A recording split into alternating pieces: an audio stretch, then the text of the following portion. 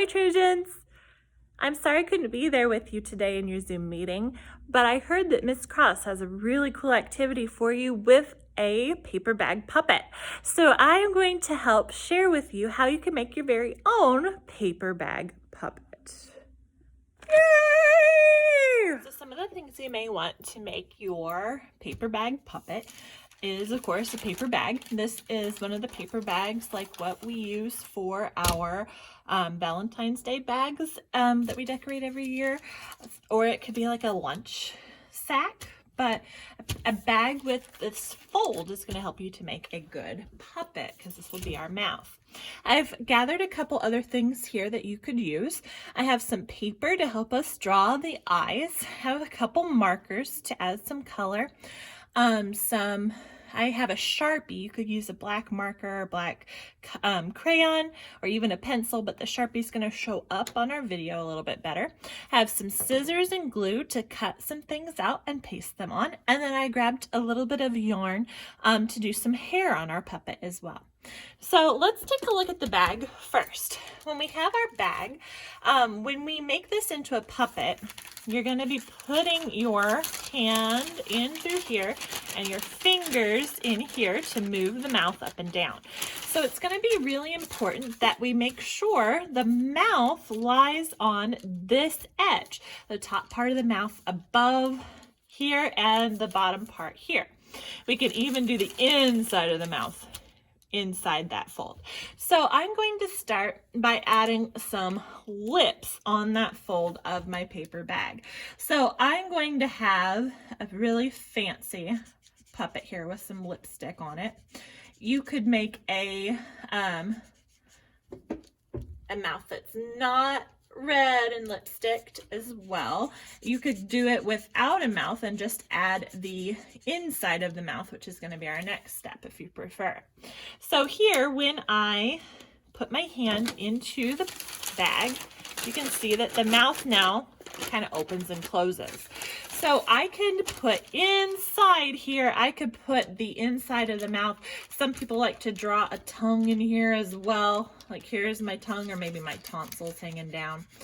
And then I can add black around to show the inside of the mouth. So I'm gonna bring it down from where my lips are, back to the other edge of the lip.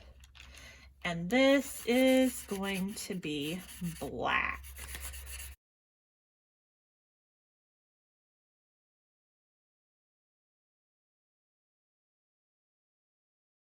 The next thing I'm going to do is add our eyes. Now you can draw your eyes onto your bag here. They can be circles.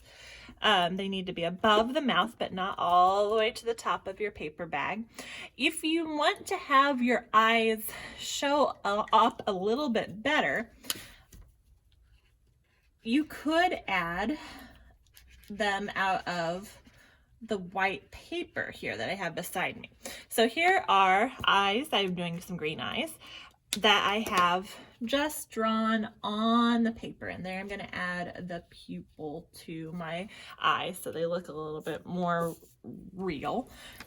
You could also draw your eyes onto the white paper, cut them out, and glue them onto your bag. This would show the whites of the eyes and might be what you prefer to do.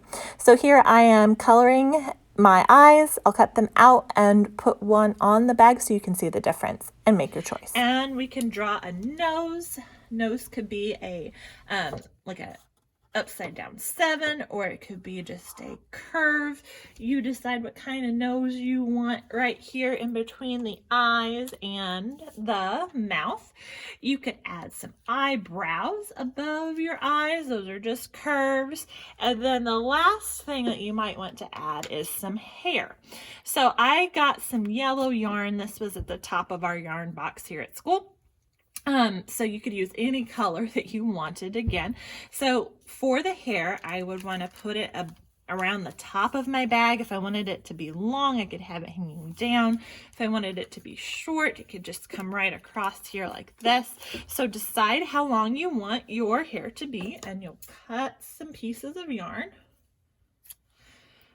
And then you can use your glue stick or some liquid glue to add some glue at the top of your bag here and maybe some down the side. And then you're going to gently lay your yarn on top of the glue and press down. And notice how I have just one piece of yarn. They're not overlapping like this, because then they won't stick. So it's flat, one piece flat against the bag so that it's really touching that glue that we put down. And I can turn. There we go. And now I have a puppet with some hair that when I put my hand inside, she can talk. You could, now that you have the face, you could draw or add some paper, fabric for the clothes to give her an outfit, or maybe a uniform or whatever you wanted to do to decorate your bag as well. But that's pretty much how we would make a puppet out of a paper bag.